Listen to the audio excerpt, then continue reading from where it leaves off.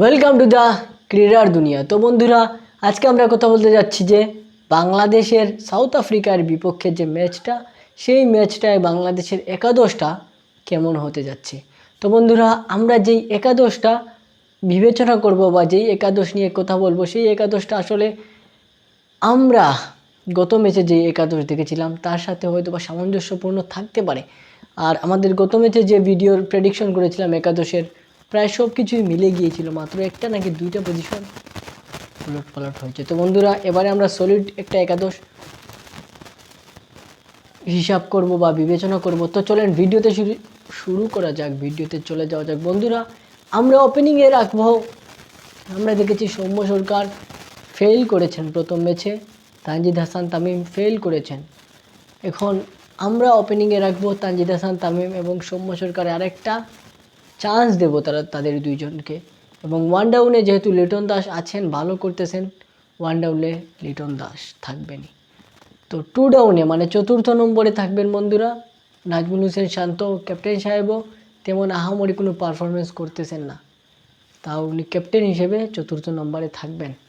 পঞ্চম নম্বরে বন্ধুরা আমাদের টপ পারফর্মার, যিনি বাংলাদেশকে শ্রীলঙ্কার বিপক্ষে জয় এনে দেওয়ার মধ্যে অন্যতম ভূমিকা পালন করেছিলেন, আমাদের সিক্স মেশিন মিস্টার তৌহিদ হৃদয়। তো পঞ্চম নম্বরে থাকবেন তৌহিদ হৃদয়।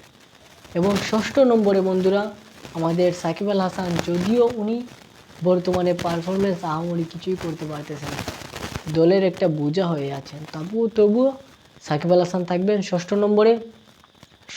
সপ্তম নম্বরে থাকবেন বন্ধুরা আমাদের সাইলেন্ট কিলার মিস্টার মাহমুদুল্লাহ রিয়াদের কারণেই কিন্তু আমরা গত ম্যাচটা জিততে পেরেছিলাম।